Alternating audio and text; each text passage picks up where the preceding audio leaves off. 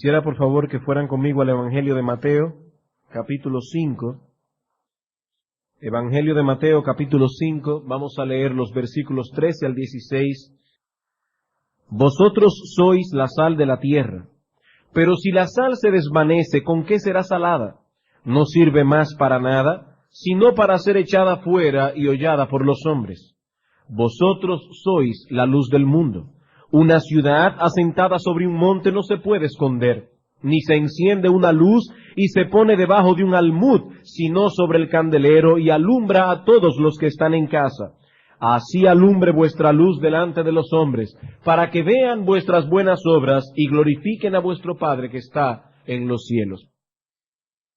Como hemos visto en estas últimas 2 semanas, en estos versículos que acabamos de leer, el Señor Jesucristo enfoca cuál es la responsabilidad de los cristianos para con la sociedad en medio de la cual Dios nos ha colocado.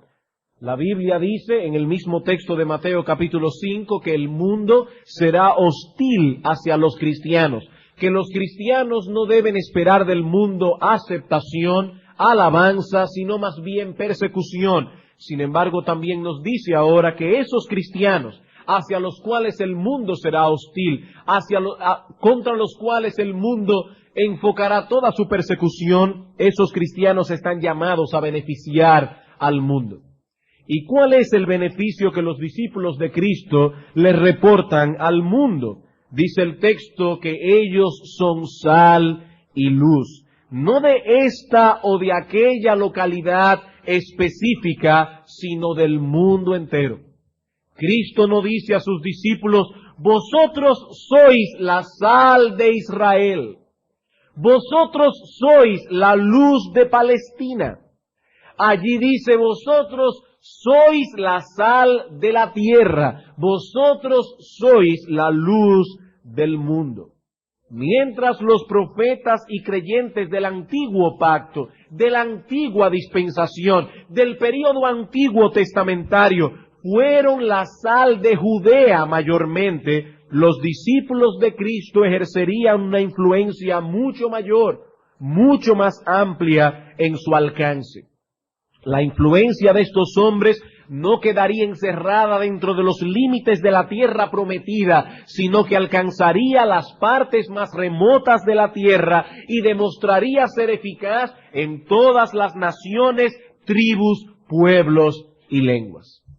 Alguien puede decir, pero ¿cómo sería esto posible?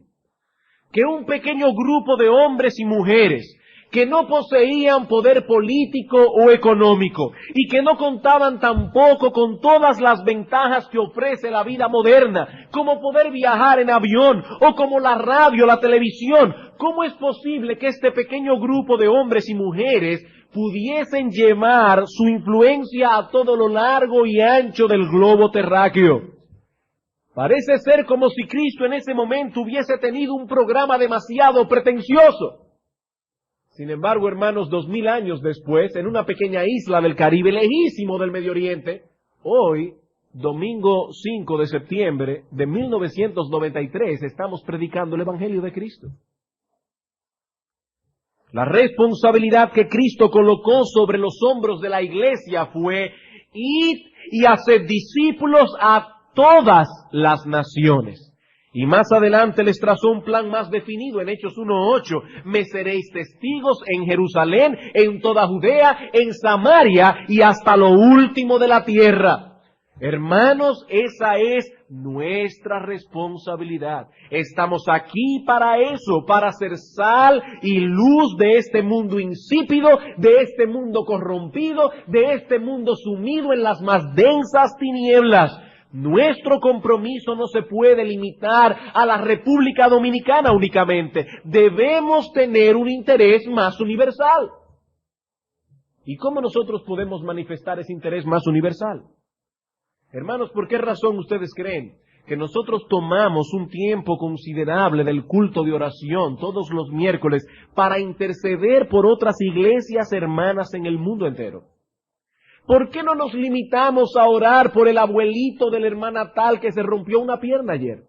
¿Por qué no nos limitamos a orar únicamente por aquellas necesidades propias de nuestra iglesia? Y oramos por iglesias que están en Australia, en Filipinas y en muchos lugares del mundo. Porque de ese modo estamos contribuyendo al cumplimiento de esta tarea que Cristo nos ha impuesto.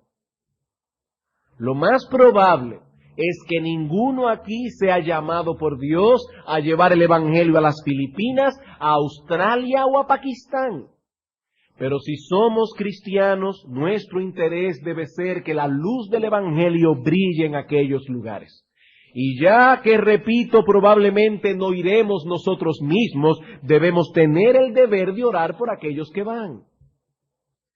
Cuando la iglesia se reúne a orar, debe tener como prioridad el avance y la extensión del reino de Cristo.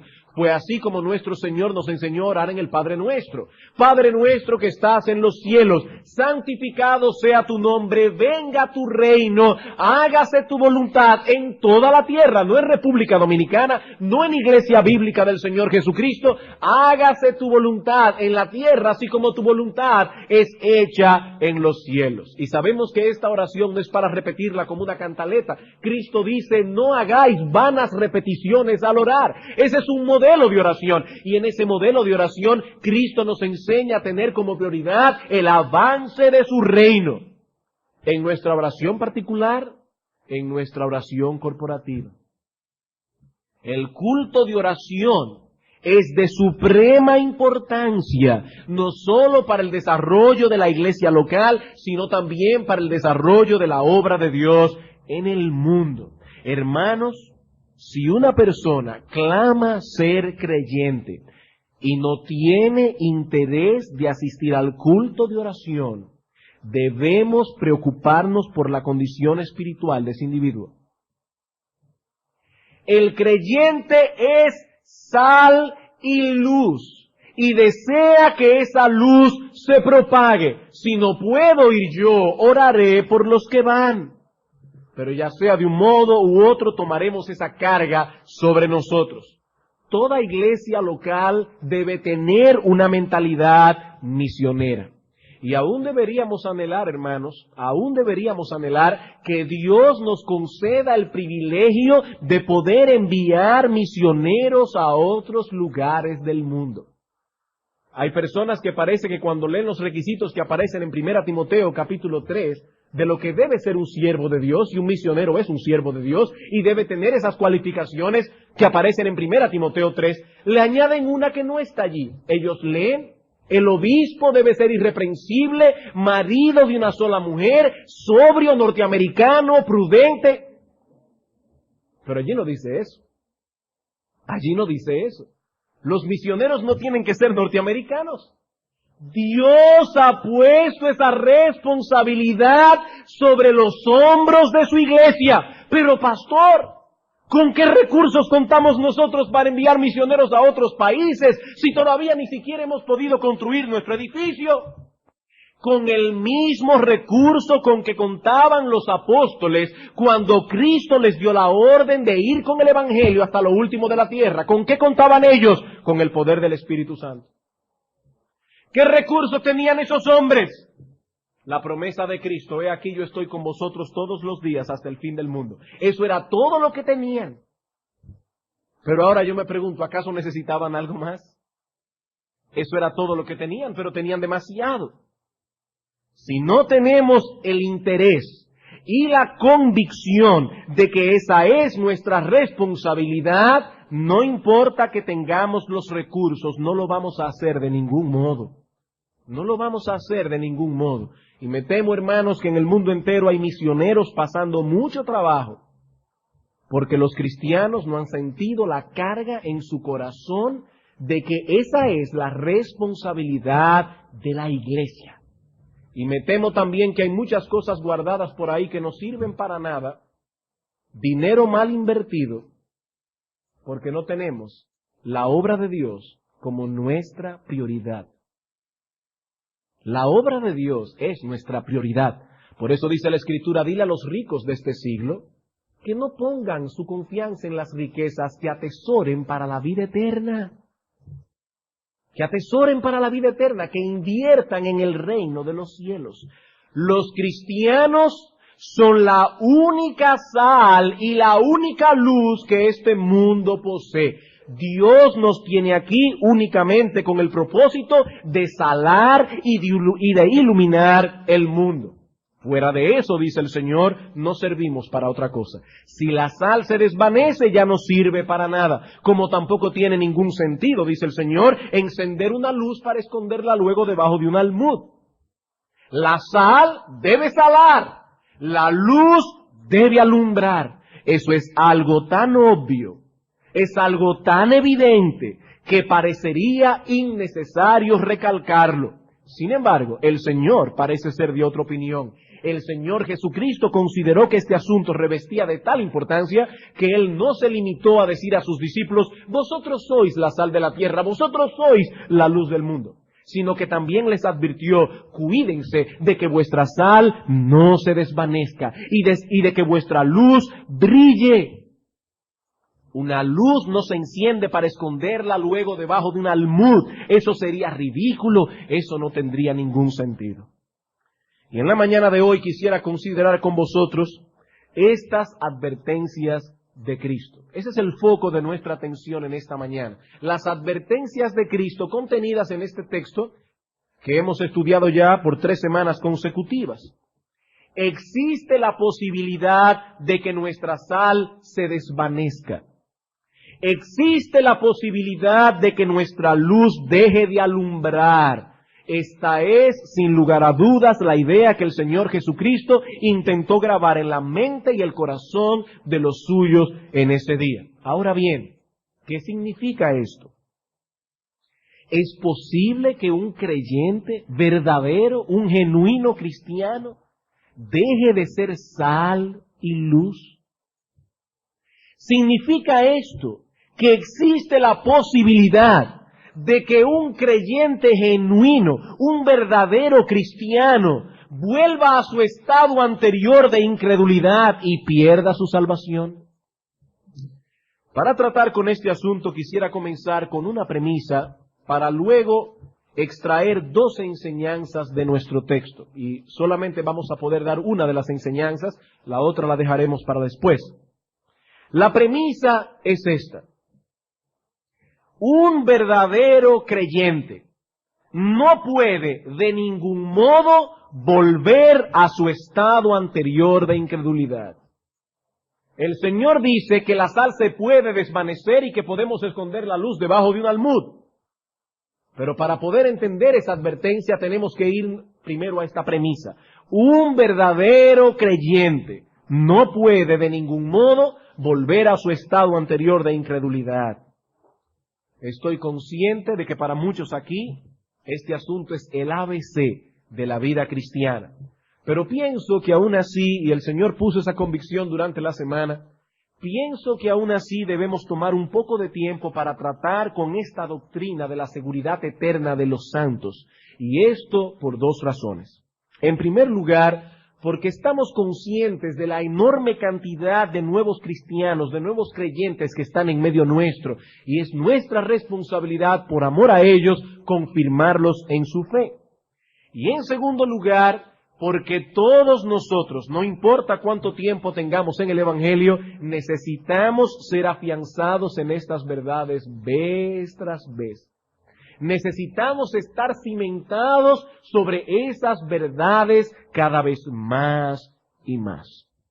Algunas personas enseñan que un creyente verdadero puede volver a su estado anterior de incredulidad, perdiendo por consiguiente la salvación que una vez tuvo. Por ejemplo, los pentecostales enseñan esto. Esto es típico de la doctrina arminiana. Eso es arminianismo.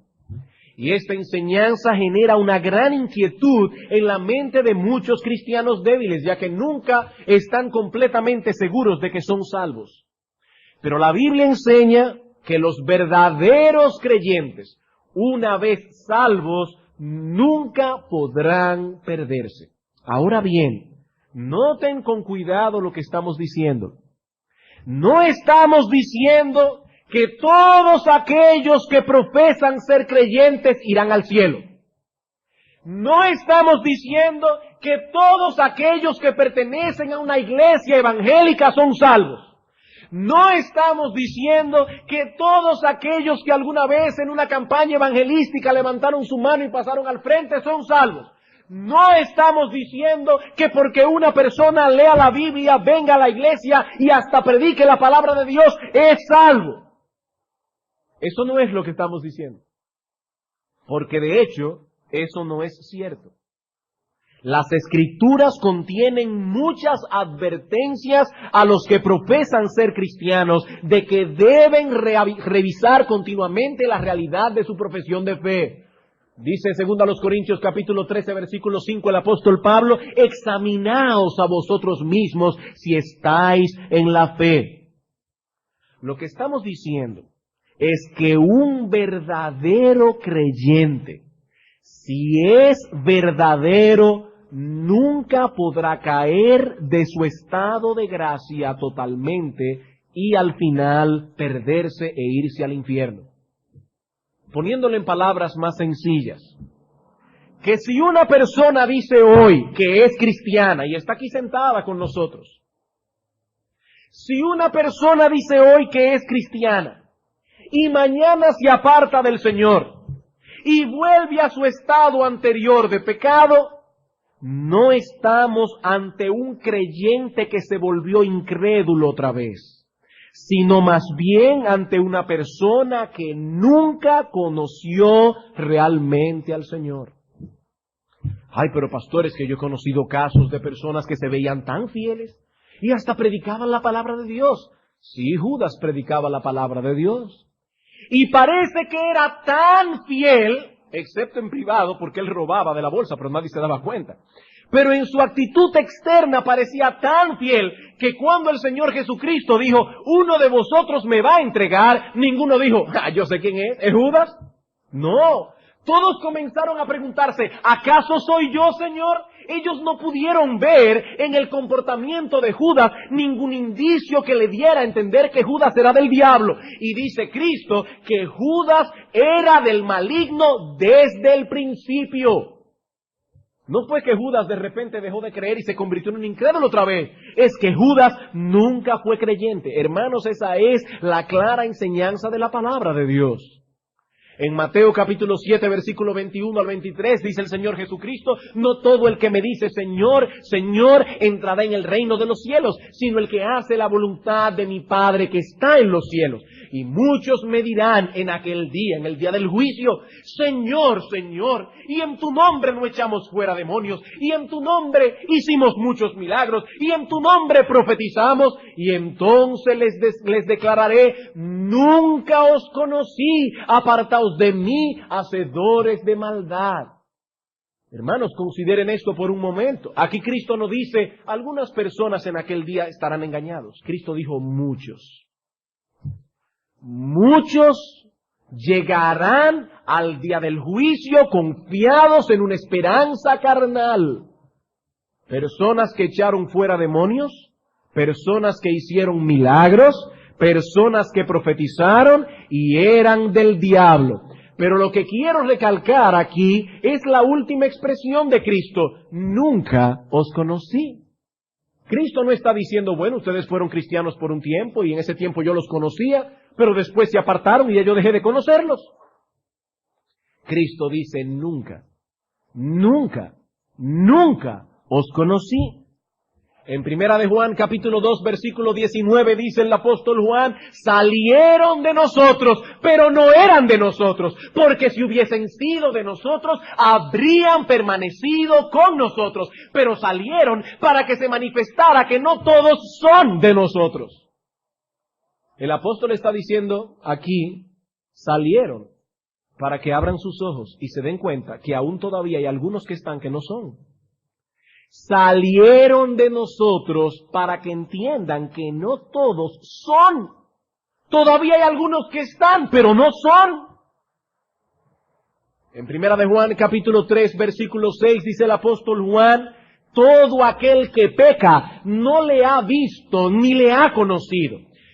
Ahora bien, aquí no se está hablando de que cualquier persona que comete un pecado en un momento dado no es cristiano. La palabra pecar allí, todo aquel que peca es un presente continuo. Todo aquel que afirma ser cristiano y vuelve otra vez a ser atrapado por el mundo y ahora está viviendo en pecado, no le ha visto ni le ha conocido.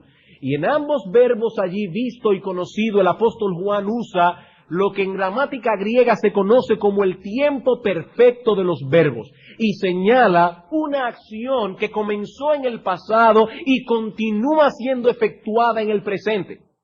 En otras palabras, el apóstol Juan está diciendo, todo aquel que está sumergido en su pecado otra vez, ni antes ni ahora vio a Cristo, ni antes ni ahora lo conoció. No es que antes lo veía, no es que antes él conoció a Cristo y ahora dejó de conocerlo. Esa persona ni antes, aun cuando se parecía que no estaba envuelto en su pecado, ni ahora lo conoce ni lo ve. En Segunda de Juan, el único capítulo de Segunda de Juan, versículo 9, dice el apóstol lo siguiente: cualquiera que se extravía y no persevera en la doctrina de Cristo no tiene a Dios. No tiene a Dios. Si hubiese tenido a Dios, hubiese perseverado. El que persevera en la doctrina de Cristo, ese sí tiene al Padre y al Hijo. Y hay una expresión enfática allí, ese sí, el otro no, pero ese sí tiene al Padre y al Hijo. Es imposible, hermanos, que un verdadero creyente pierda su salvación. Eso implicaría a la larga que la salvación es por obras y no por fe. Consideren esto por un momento. Si la salvación se pierde, o sea, que nosotros tenemos que esforzarnos por perseverar para no perderla, si la salvación se pierde, entonces nuestra salvación depende de nuestra perseverancia y no de la obra perfecta de Cristo en la cruz del Calvario. Eso querría decir que entramos en el camino del reino por fe, pero nos mantenemos en ese camino por nuestro esfuerzo. La entrada es por fe, pero la permanencia allí es por obras. A la larga, entonces, la salvación es por obras, no por fe. Es por obras. O veamos esto bajo otra perspectiva. ¿Es acaso la fe una virtud inherente al ser humano? Cuando un hombre cree, predicamos el evangelio, aquí hay un montón de personas, uno cree y otro no cree. ¿Implica eso que este individuo que ha creído era mejor que aquellos que no creyeron? ¿Había algo bueno en él que lo llevó a creer? ¿Era él superior moral y espiritualmente a los otros pecadores? No, hermanos, de ninguna manera. La fe es un don de Dios. La fe es un regalo que Él concede por gracia a quien Él quiere. Y 2 textos serían suficientes para probar esto. Hay muchos más, pero no tenemos tiempo. Hechos 18:27. Se nos habla allí de Apolos, que pasó a cierto lugar donde había un grupo de creyentes, y dice la Escritura en Hechos 18:27 que Apolos fue de mucho provecho para todos aquellos que por la gracia de Dios habían creído. ¿Por qué creyeron? ¿Porque eran superiores moralmente? ¿Porque eran superiores espiritualmente? No, porque la gracia de Dios los capacitó para creer. Y el otro texto es Filipenses capítulo 1, versículo 29, donde dice el apóstol Pablo: a vosotros, creyentes, se os es concedido por causa de Cristo, no solo que creáis en Él, sino también que padezcáis por Él. ¿Qué dice Pablo allí? Creyentes, fue Dios que les concedió por gracia que vosotros creáis. Fue Dios que lo concedió. Si la fe es un regalo de Dios, la capacidad de perseverar en la fe debe provenir de la misma fuente. ¿Es Dios quien nos da la fe? Es Dios quien nos preserva en fe. En 1 Tesalonicenses capítulo 5, versículo 23 al 24, dice: y el mismo Dios os santifique por completo, y todo vuestro ser, espíritu, alma y cuerpo, sean guardados irreprensibles hasta la venida del Señor Jesucristo. Y a renglón seguido Pablo añade, fiel es el que os llama, el cual también lo hará. Dios os santifique por completo. Él os preserve. Él es fiel y Él lo hará. Él lo hará. Primera de Pedro capítulo 1 versículos 3 al 5.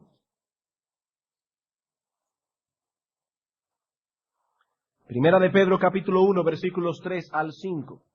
Bendito el Dios y Padre de nuestro Señor Jesucristo, que según su grande misericordia nos hizo renacer para una esperanza viva por la resurrección de Jesucristo de los muertos, para una herencia incorruptible, incontaminada e inmarcesible, reservada en los cielos para vosotros. Tenemos una reservación en los cielos.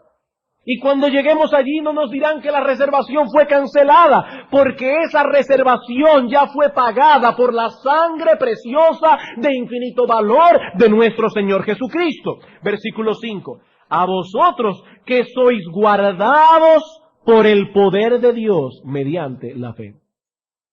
Hay personas que dicen, ay, si tú pierdes la fe. No es que allí no dice que nosotros somos guardados por la fe.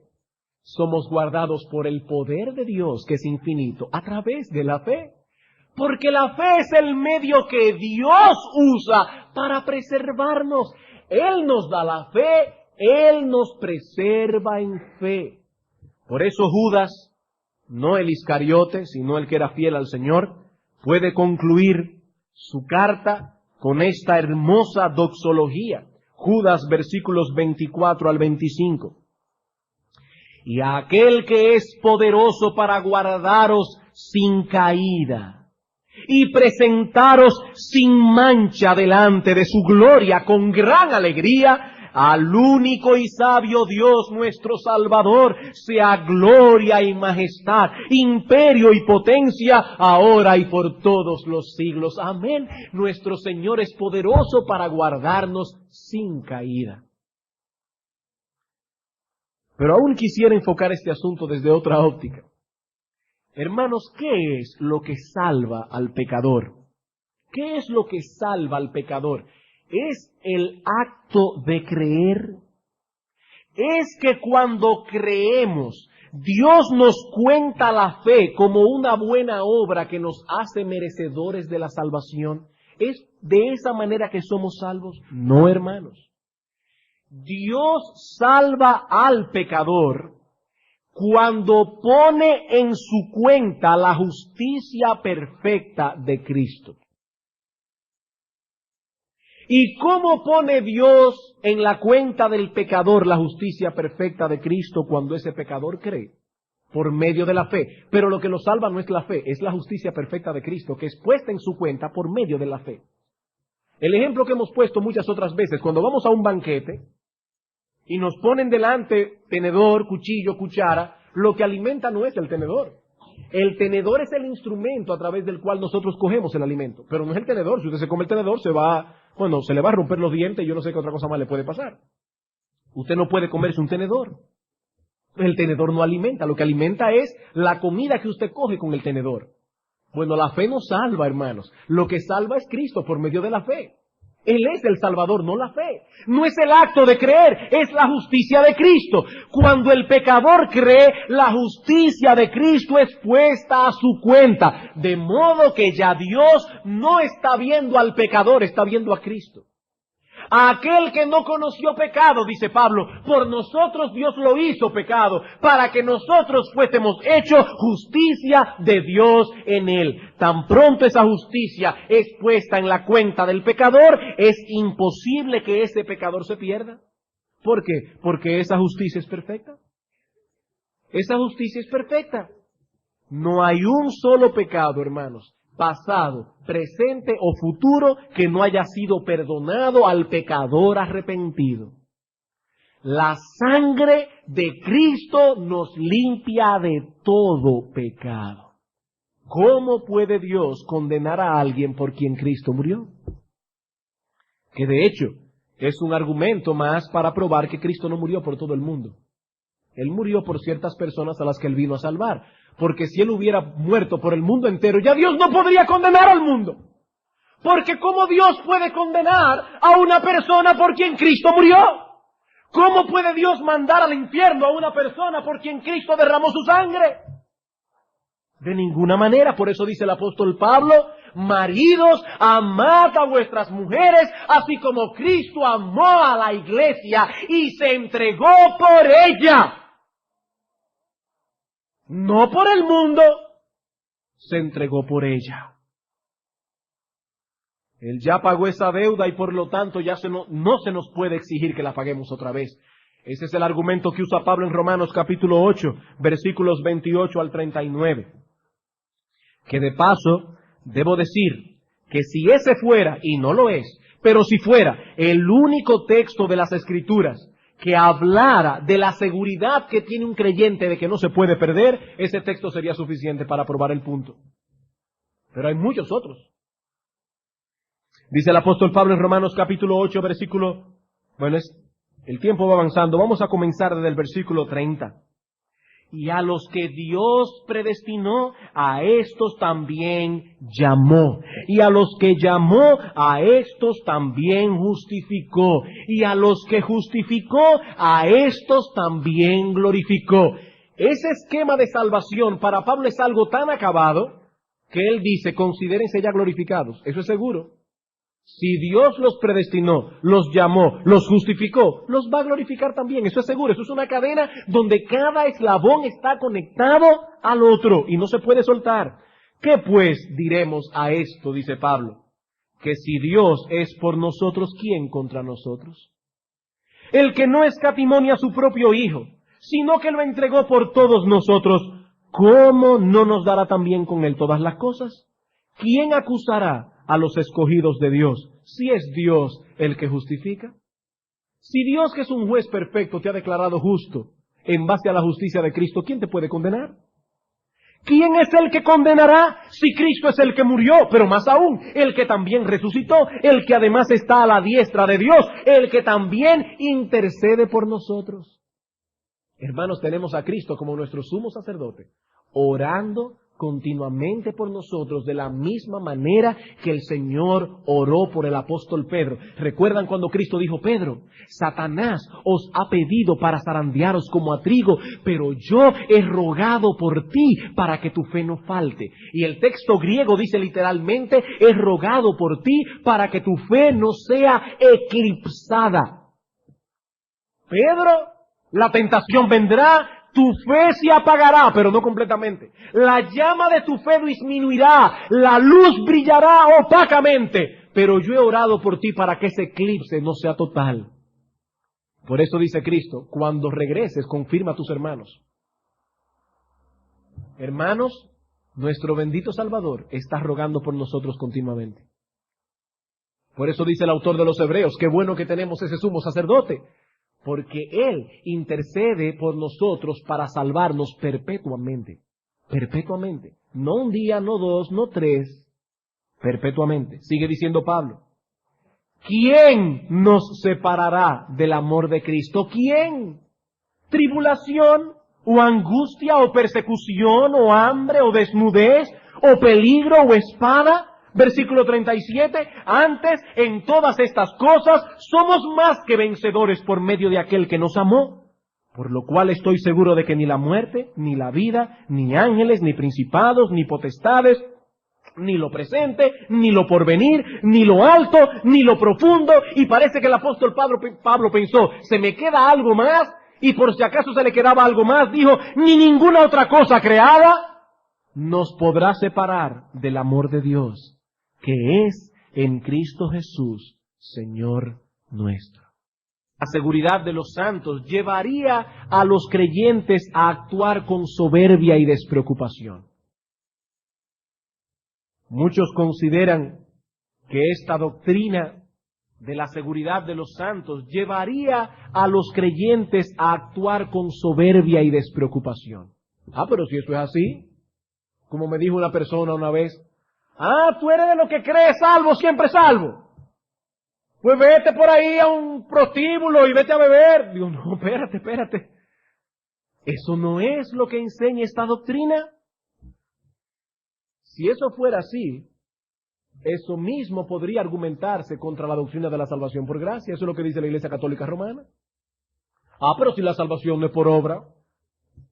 De hecho, decía Francisco La Cueva, un sacerdote católico romano que se convirtió al Señor después de haber estado unos 30 años en el sacerdocio, que cuando él estaba en el seminario, lo único que a él le enseñaron de Martín Lutero, lo único que él aprendió acerca de Lutero, es que Lutero fue un cura que dejó de ser cura para casarse con una monja, y que él decía, cree mucho y peca mucho.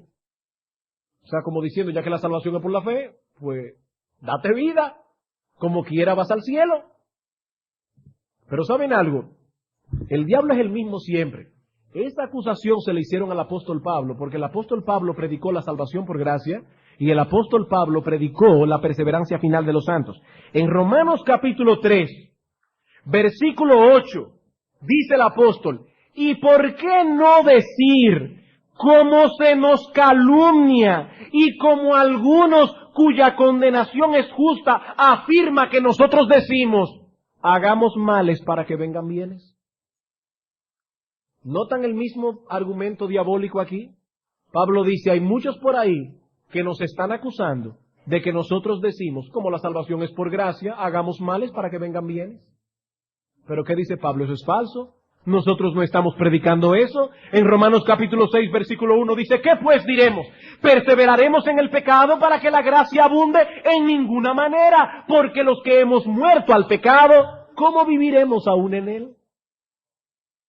Una persona que diga, no importa lo que yo haga porque como quiera soy salvo, ese no es un cristiano que confía en la doctrina de la seguridad de la salvación. Ese es un presuntuoso que no ha conocido a Cristo. Ese es el hombre que describe Judas en su epístola en el versículo 4, que pervierte la gracia de Dios y la convierte en libertinaje. Porque dice Tito, o Pablo diciendo a Tito, la gracia de Dios se ha manifestado a todos los hombres, enseñándonos a que renunciemos a toda impiedad y a que vivamos en este siglo sobria, justa y piadosamente. La gracia de Dios no solamente nos salva, la gracia de Dios nos santifica. La gracia de Dios nos libra de la esclavitud del pecado para que podamos cumplir la ley. Por eso Pablo dice, yo ni estoy bajo la ley, ni estoy sin ley. Y entonces, Pablo, ¿en qué tú estás? Ni estoy bajo la ley porque la ley ya no me condena, pero tampoco estoy sin ley, dice 1 Corintios 9. Y Pablo allí acuñó un término que yo creo personalmente que no aparece en otra parte del Nuevo Testamento. Pablo dice, yo estoy en ley. Ni estoy bajo la ley para que me aplaste, ni estoy fuera de ella, estoy subido en ella.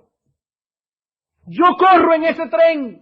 Yo voy por ese carril, porque la gracia de Dios me ha libertado del pecado para que ahora pueda vivir en santidad.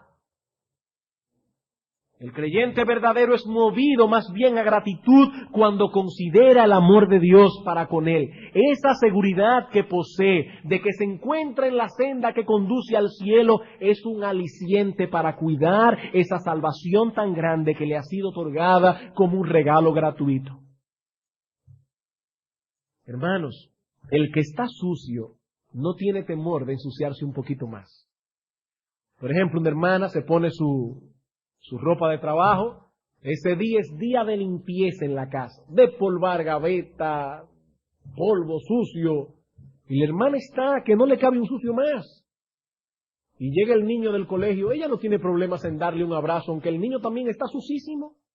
¿Por qué? Porque a ella no le cabe un sucito más, ella no le preocupa ensuciarse más. Pero imaginemos a esta hermana, acabada de bañar, se ha puesto su mejor vestido porque va a salir, un vestido blanco de lino. Y llega el niño con toda la boca sucia de helado de chocolate, a balanzarse encima de ella, a darle un abrazo. ¿Qué va a hacer la hermana?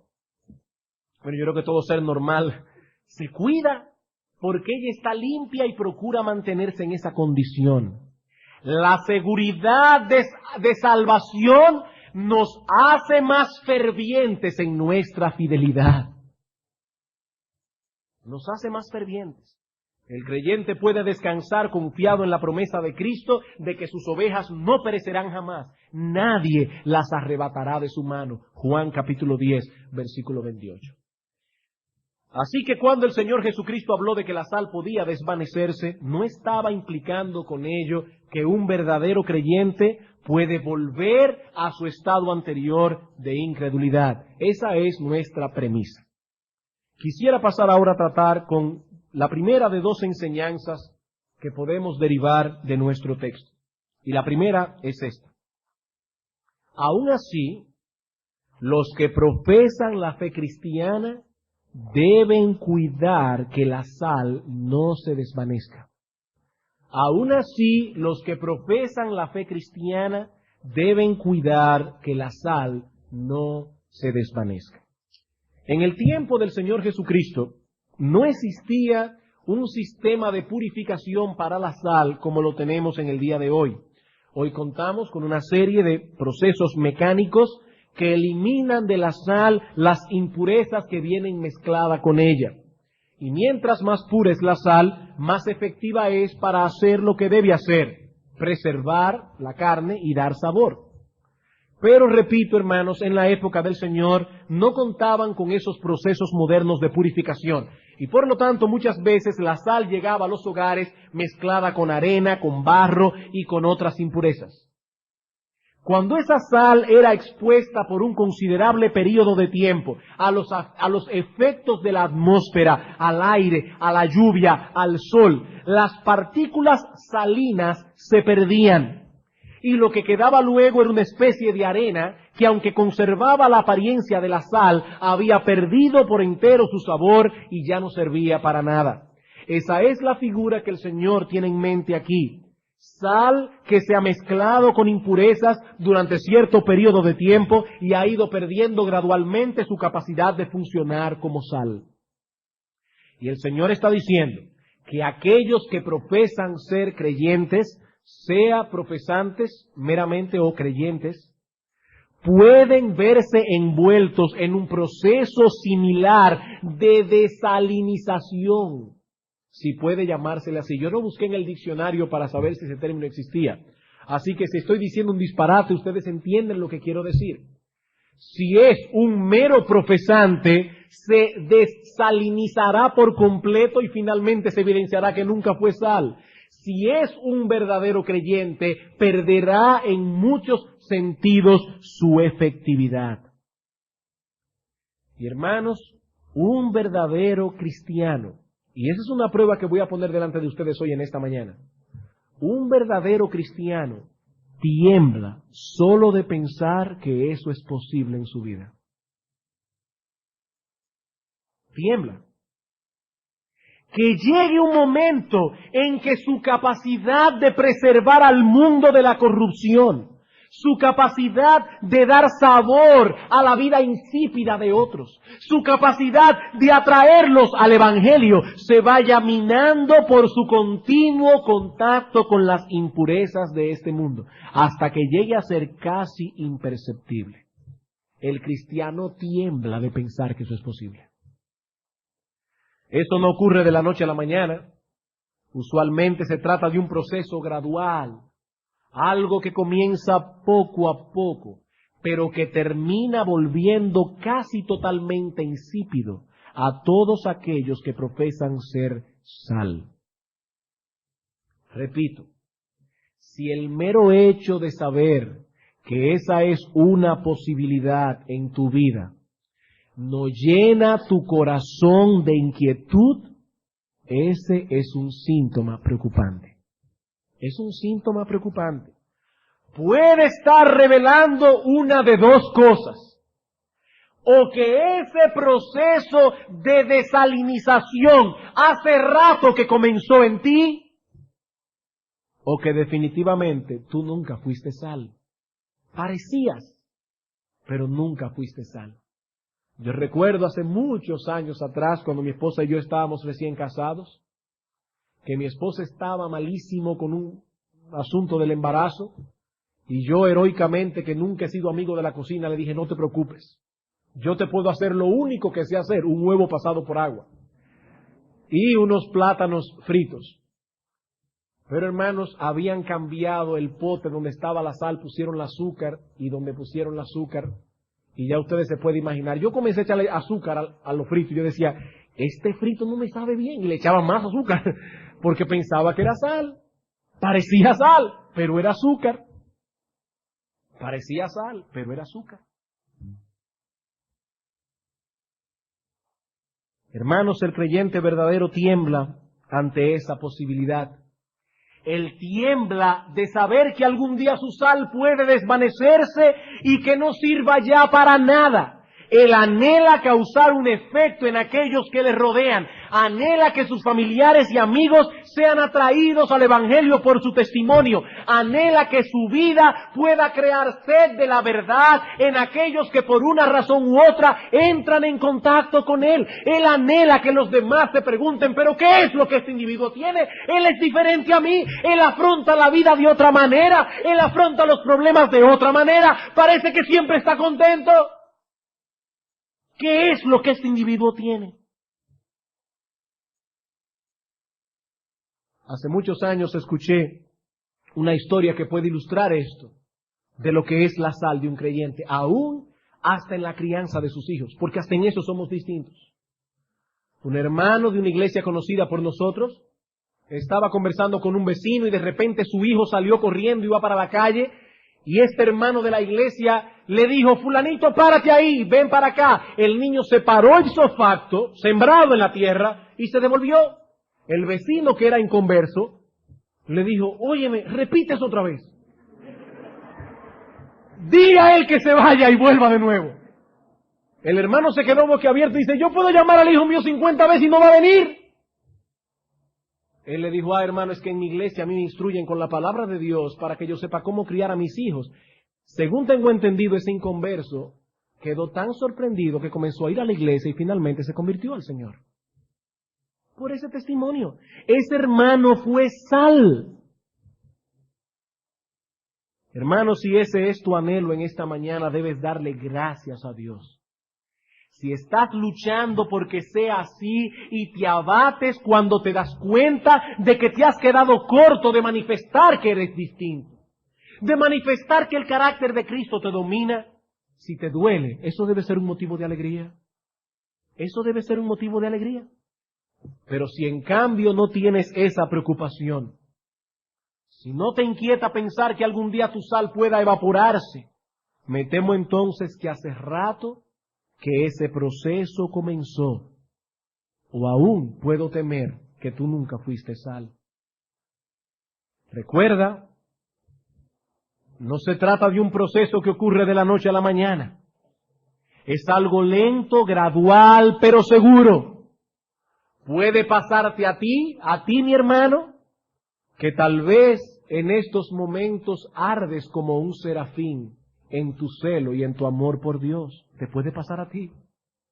Puede pasarle a los profesores de escuela dominical, puede pasarle a los diáconos de la iglesia, puede pasar a los mismos pastores. Nadie es inmune de ese proceso. Al principio, como hemos dicho, puede ser imperceptible, pero poco a poco las impurezas de este mundo harán su trabajo. Y cuando vengamos a darnos cuenta, hace tiempo que nuestra barca se encuentra a la deriva en medio del mar. Pastor, ¿qué puedo hacer yo para que eso no me suceda? ¿Cómo puedo cuidarme para que mi capacidad de salar no se desvanezca? Quisiera utilizar los últimos 15 minutos para dar algunas aplicaciones prácticas, algunos consejos prácticos. En primer lugar, debemos alimentarnos diariamente de la palabra de Dios. Debemos alimentarnos diariamente de la palabra de Dios. Hermanos míos, a medida que trato con mi propia vida cristiana y con la vida de otros como pastor que soy, puedo ver cada vez con más claridad la importancia, la enorme y trascendental importancia de una alimentación diaria y balanceada de la palabra de Dios para poder mantener una vida espiritual saludable. Nadie puede guardarse de ese terrible proceso de desalinización si no toma este asunto con seriedad. Y sé que estamos hablando otra vez del ABC de la vida cristiana, pero te aseguro, hermano, que no llegarás a la madurez espiritual si no tomas en serio este fundamento. Pregúntale a cualquier cristiano que hoy está pasando por un proceso de decadencia, ¿cómo llegaste hasta aquí? Y la respuesta casi invariablemente será, comencé a descuidar la lectura diaria de la palabra de Dios. Hazlo. Hazlo.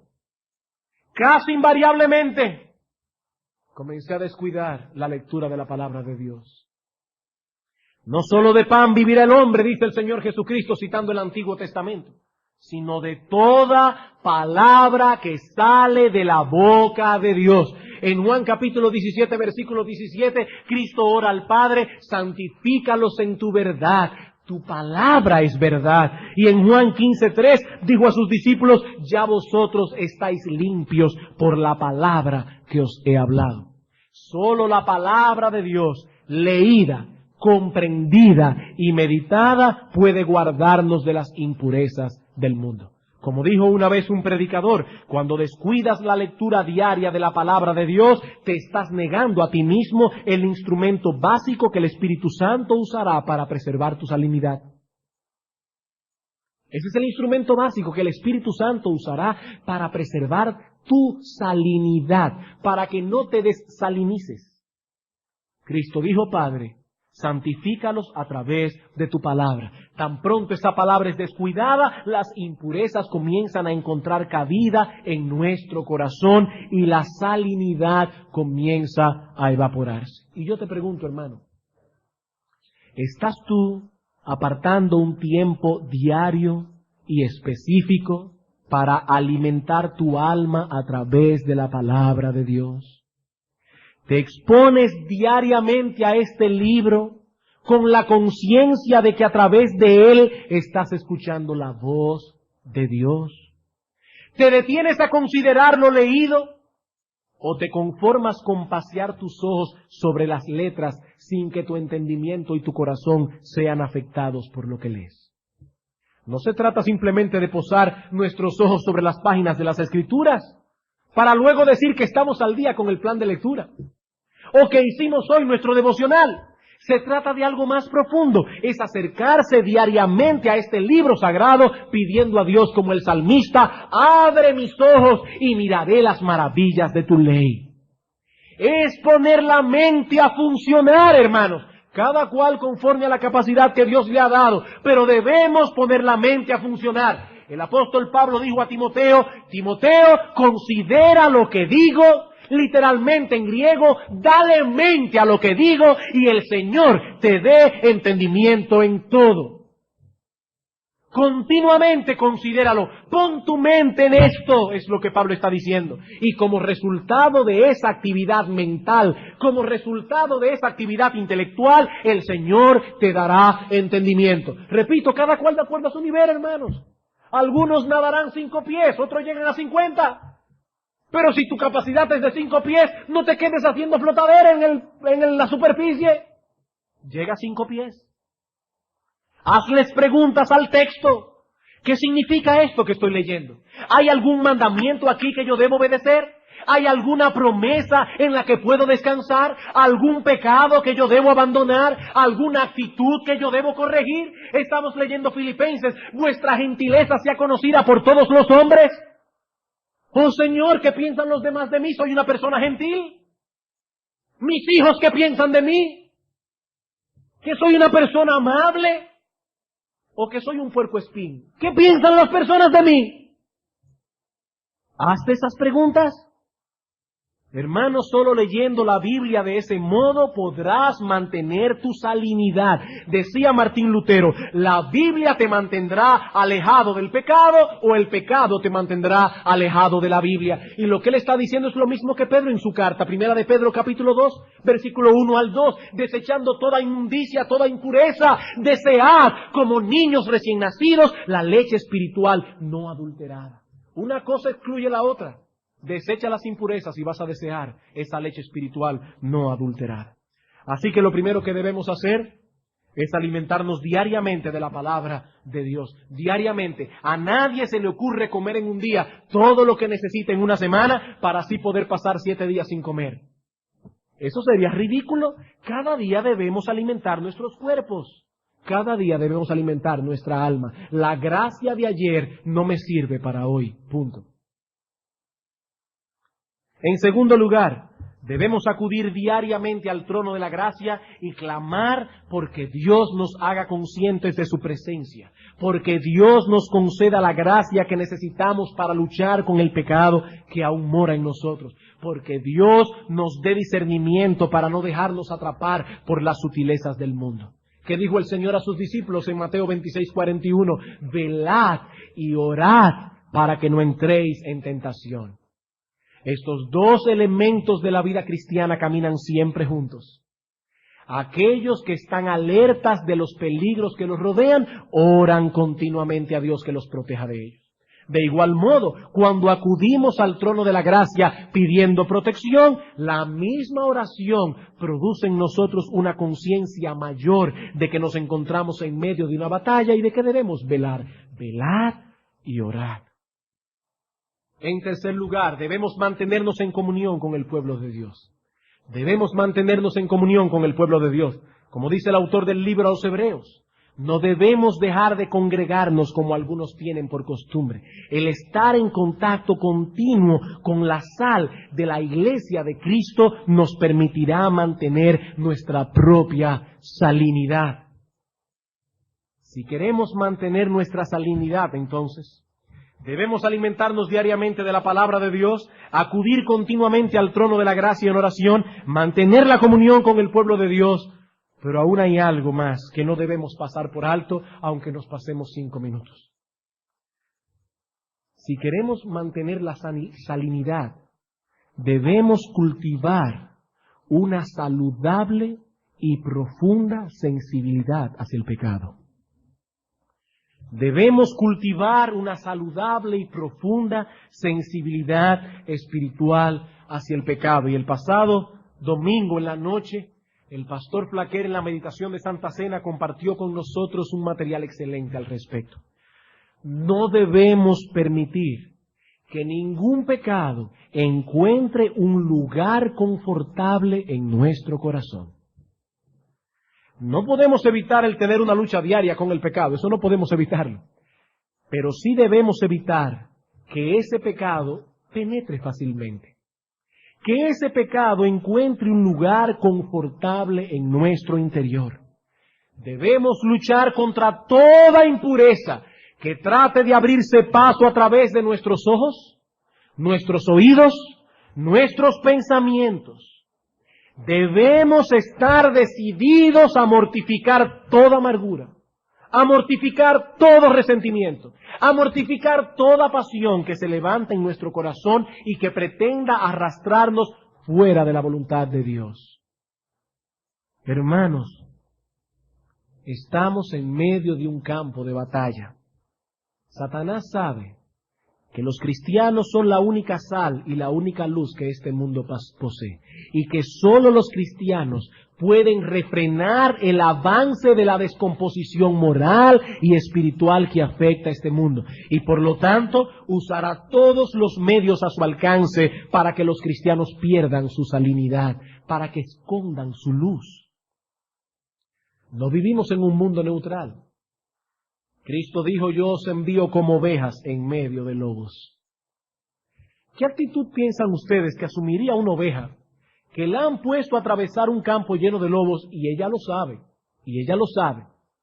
¿Ustedes creen que ella iría por ahí pitando como si estuviera en un picnic en el Parque Mirador?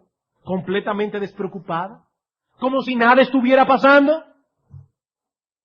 Hermanos, estamos rodeados de peligros y no debemos vivir como si nada estuviera pasando. Tomen la televisión, por ejemplo. La televisión. Cada vez que un cristiano se expone a la televisión, debe hacerlo en oración y con todos sus sentidos alertas. Si hacemos un uso indiscriminado de ese aparato, y no solo indiscriminado, sino también continuo, perderemos nuestra salinidad. Se los aseguro. Creo que el pastor Martin tiene razón cuando dice que el uso indiscriminado de la televisión es una de las formas más rápidas que tienen los cristianos para perder su capacidad de salar. Yo no estoy diciendo aquí que si alguien ve televisión es porque no es cristiano.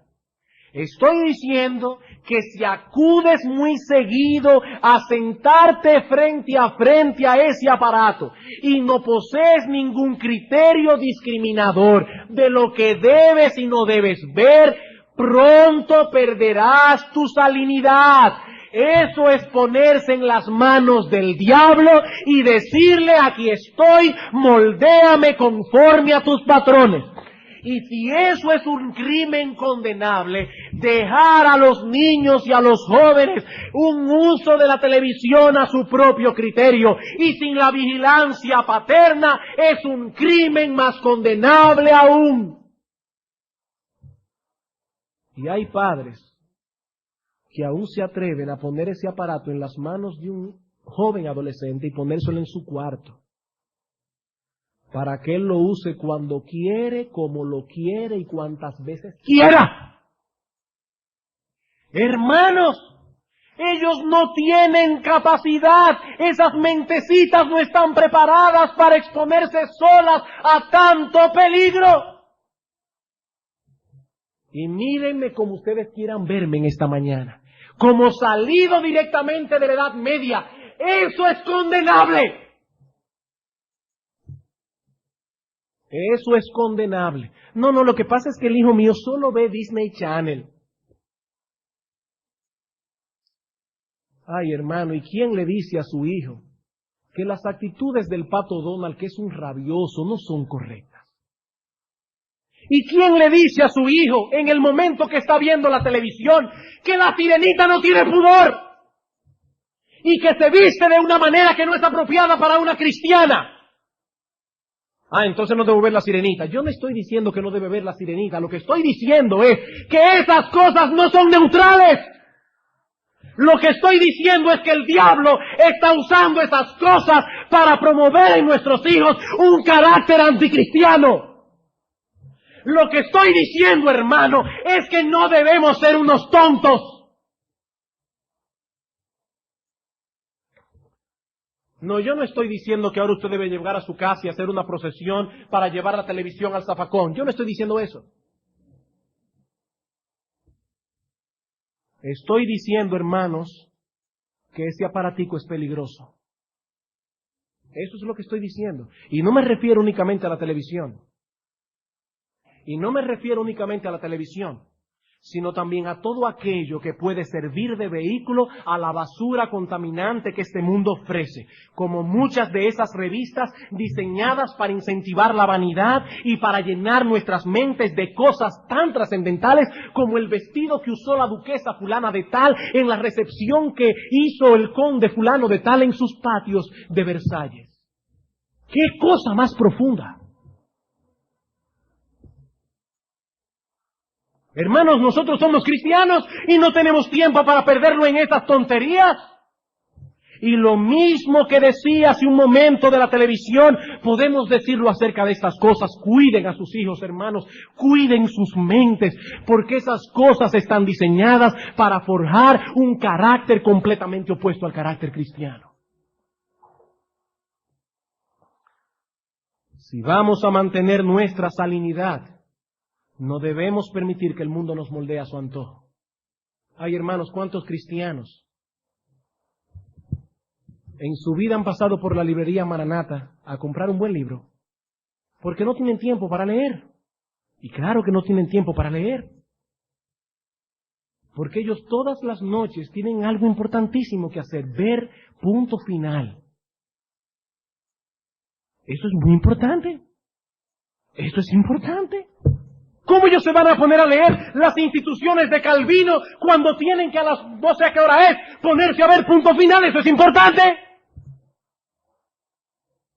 No tienen tiempo para leer, no tienen tiempo para cuidar su vida espiritual y poco a poco comienzan a perder su salinidad y están sentados aquí calentando una silla y la gente se pregunta, ¿pero será cristiano?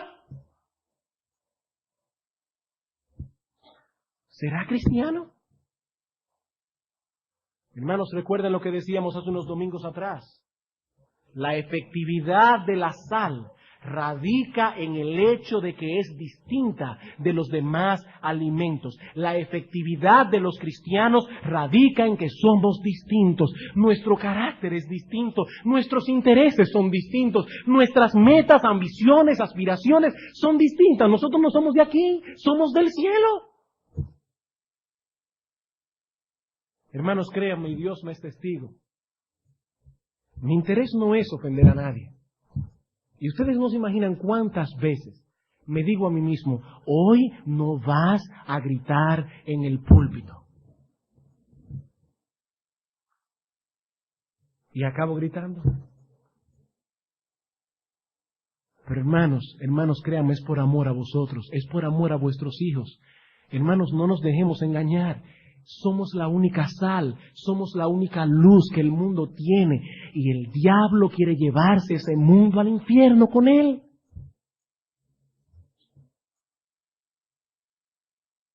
Ese elemento distintivo que nos caracteriza debe manifestarse en todo lo que hacemos. De lo contrario, ya no seremos efectivos en medio del mundo en el que Dios nos ha colocado. Un mundo que supura a causa de su corrupción y en el cual solo los cristianos pueden ejercer una función antiséptica. Y yo te pregunto, hermano, ya para terminar, ¿estás tú esforzándote para conservar tu salinidad? A través de la lectura diaria y balanceada de la palabra de Dios, a través de la oración, a través de la comunión con el pueblo de Dios, a través de una lucha firme contra toda impureza que trata de abrirse paso a través de tus ojos, de tus oídos, de tus pensamientos. Hermanos, no lo olvides. Toda nuestra razón de ser en este mundo es salar y alumbrar este mundo insípido, corrompido y sumido en las más densas tinieblas. Fuera de eso, dice Cristo, no servimos para más nada. No servimos para más nada. Que el Señor nos dé conciencia de lo que somos y que nos conceda su gracia para que podamos actuar conforme a lo que somos. Vamos a orar. Soberano Rey, que moras en las alturas de los cielos, henos aquí, oh Padre, en esta mañana, con dolor en nuestro corazón y con vergüenza, porque reconocemos que no hemos hecho todo el esfuerzo posible para que nuestra salinidad no se evapore. Perdónanos, oh Dios, por eso. Pero gracias también te damos y hay alegría en nuestro corazón porque sentimos ese dolor. Gracias, oh Señor, por la vergüenza que sentimos delante de ti cuando vemos que no estamos haciendo las cosas correctamente, porque eso es un indicio de que nuestro corazón no se ha endurecido por el pecado.